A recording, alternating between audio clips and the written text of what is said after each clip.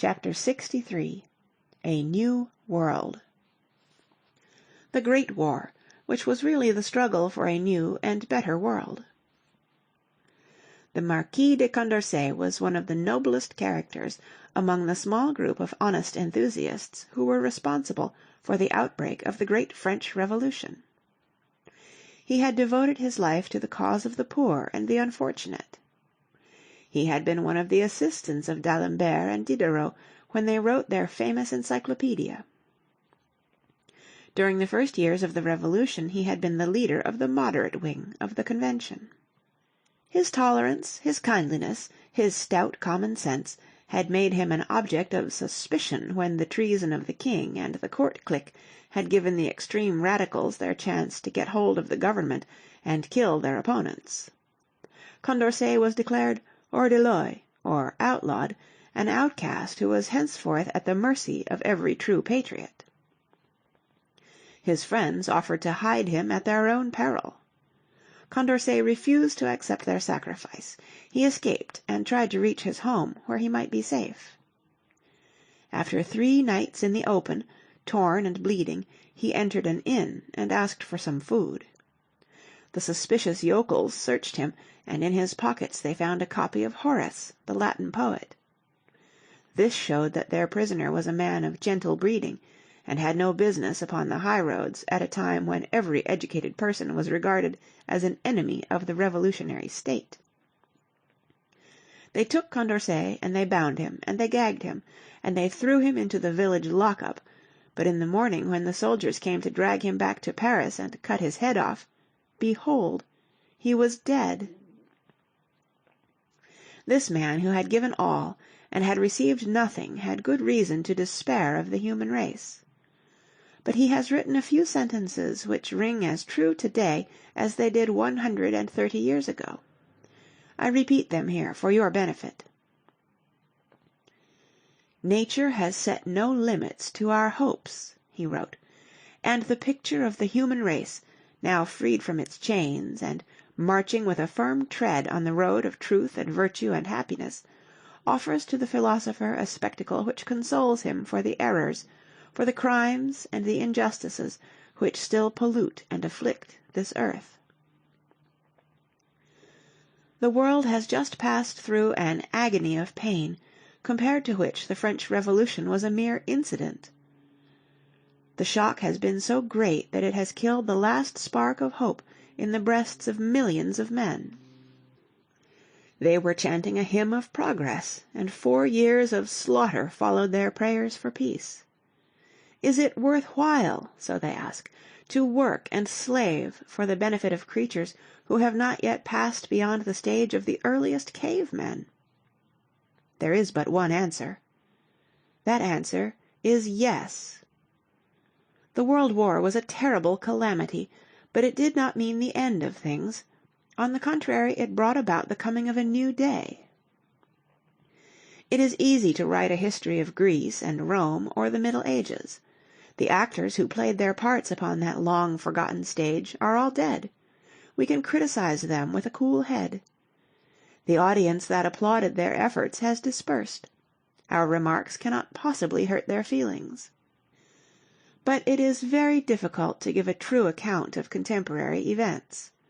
The problems that fill the minds of the people with whom we pass through life are our own problems, and they hurt us too much, or they please us too well, to be described with that fairness which is necessary when we are writing history, and not blowing the trumpet of propaganda. All the same, I shall endeavour to tell you why I agree with poor Condorcet when he expressed his firm faith in a better future. Often before I have warned you against the false impression which is created by the use of our so-called historical epochs, which divide the story of man into 4 parts: the ancient world, the Middle Ages, the Renaissance and the Reformation, and modern time. The last of these terms is the most dangerous. The word modern implies that we, the people of the 20th century, are at the top of human achievement.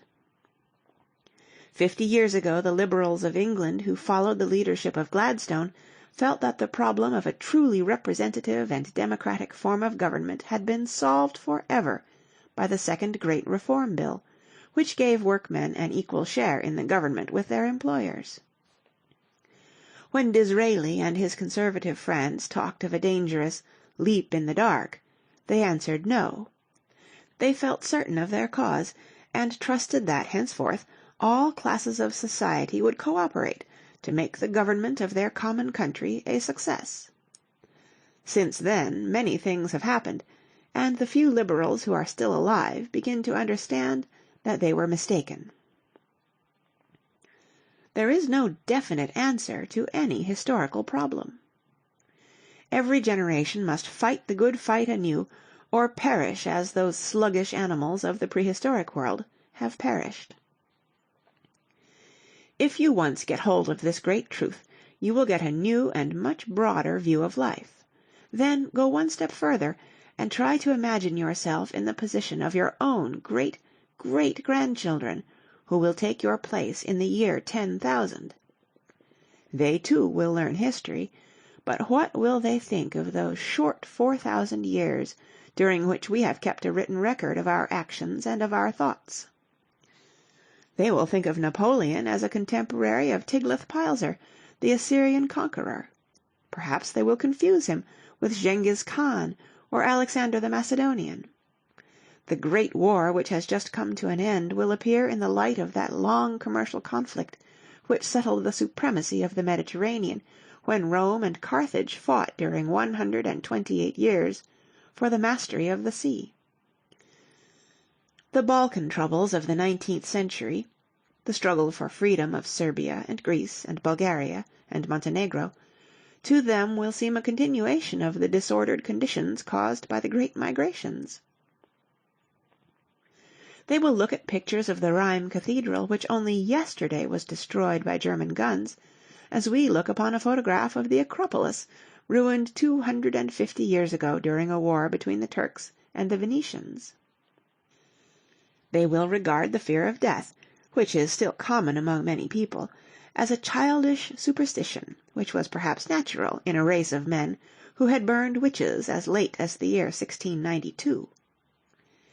Even our hospitals and our laboratories and our operating rooms, of which we are so proud, will look like slightly improved workshops of alchemists and medieval surgeons.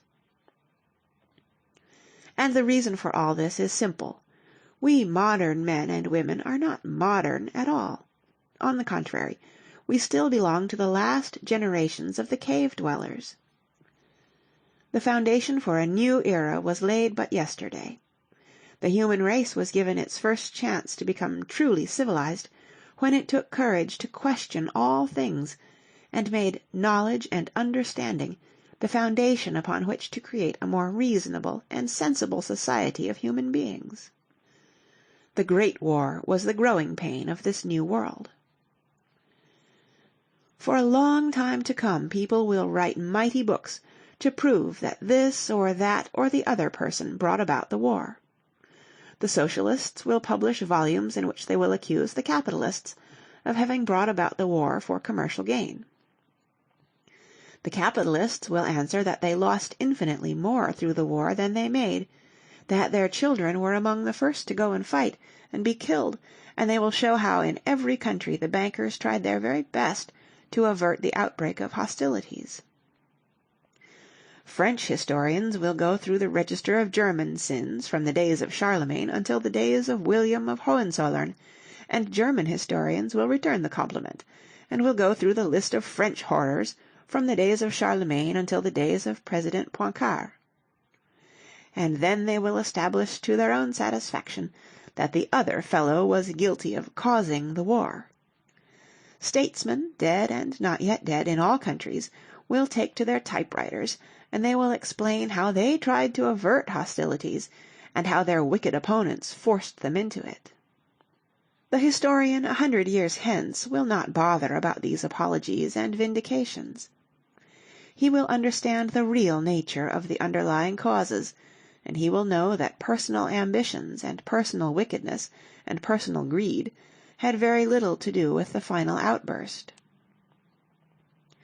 The original mistake, which was responsible for all this misery, was committed when our scientists began to create a new world of steel and iron, and chemistry and electricity, and forgot that the human mind is slower than the proverbial turtle, is lazier than the well-known sloth, and marches from 100 to 300 years behind the small group of courageous leaders. A Zulu in a frock-coat is still a Zulu. A dog trained to ride a bicycle and smoke a pipe is still a dog. And a human being with the mind of a 16th-century tradesman driving a 1921 Rolls-Royce is still a human being with the mind of a 16th-century tradesman. If you do not understand this at first, read it again. It will become clearer to you in a moment, and it will explain many things that have happened these last 6 years. Perhaps I may give you another more familiar example, to show you what I mean. In the movie theaters, jokes and funny remarks are often thrown upon the screen. Watch the audience the next time you have a chance. A few people seem almost to inhale the words. It takes them but a second to read the lines. Others are a bit slower. Still others take from 20 to 30 seconds. Finally, those men and women who do not read any more than they can help get the point when the brighter ones among the audience have already begun to decipher the next cut-in.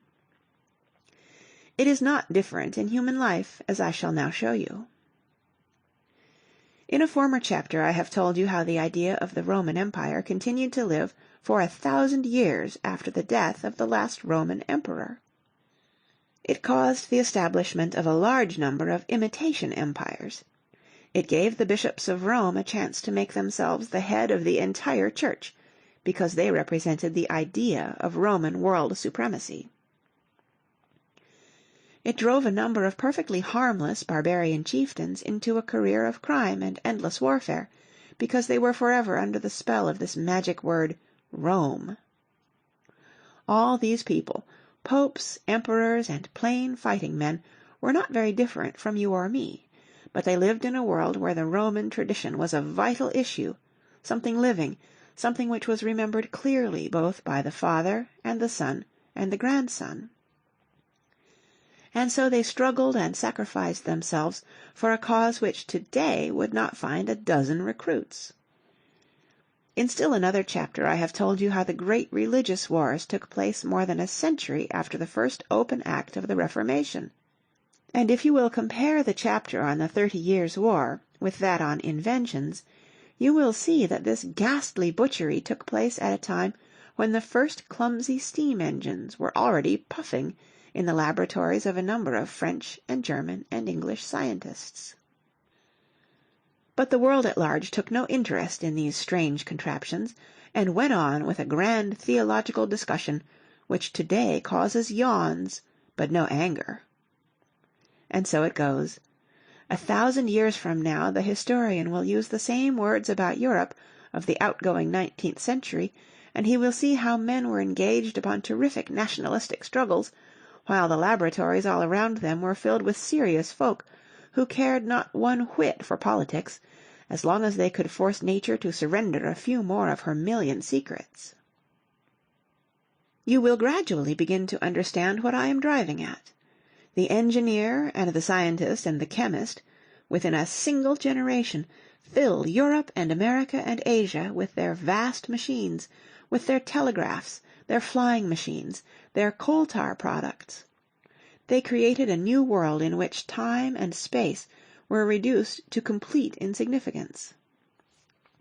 They invented new products, and they made these so cheap that almost everyone could buy them. I have told you all this before, but it certainly will bear repeating. To keep the ever-increasing number of factories going, the owners, who had also become the rulers of the land, needed raw materials and coal, especially coal. Meanwhile, the mass of the people were still thinking in terms of the 16th and 17th centuries, and clinging to the old notions of the state as a dynastic or political organization. This clumsy medieval institution was then suddenly called upon to handle the highly modern problems of a mechanical and industrial world. It did its best, according to the rules of the game which had been laid down centuries before. The different states created enormous armies and gigantic navies, which were used for the purpose of acquiring new possessions in distant lands.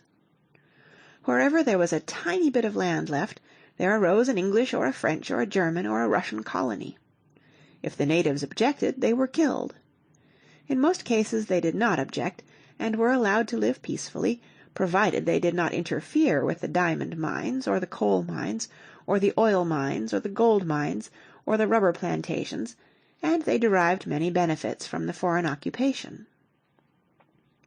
Sometimes it happened that two states in search of raw materials wanted the same piece of land at the same time. Then there was a war. This occurred 15 years ago when Russia and Japan fought for the possession of certain territories which belonged to the Chinese people. Such conflicts, however, were the exception. No one really desired to fight. Indeed, the idea of fighting with armies and battleships and submarines began to seem absurd to the men of the early 20th century. They associated the idea of violence with the long ago age of unlimited monarchies and intriguing dynasties.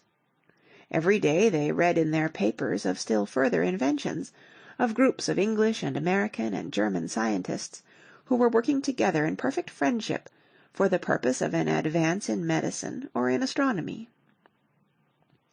They lived in a busy world of trade and of commerce and factories. But only a few noticed that the development of the state, of the gigantic community of people who recognized certain common ideals, was lagging several hundred years behind. They tried to warn the others, but the others were occupied with their own affairs. I have used so many similes that I must apologize for bringing in one more. The ship of state, that old and trusted expression which is ever new and always picturesque, of the Egyptians and the Greeks and the Romans and the Venetians and the merchant adventurers of the 17th century, had been a sturdy craft, constructed of well-seasoned wood, and commanded by officers who knew both their crew and their vessel, and who understood the limitations of the art of navigating which had been handed down to them by their ancestors. Then came the new age of iron and steel and machinery. First one part, then another of the old ship of state was changed. Her dimensions were increased. The sails were discarded for steam. Better living quarters were established, but more people were forced to go down into the stoke-hole, and while the work was safe and fairly remunerative, they did not like it as well as their old and more dangerous job in the rigging. Finally, and almost imperceptibly, the old wooden square rigger had been transformed into a modern ocean liner. But the captain and the mates remained the same.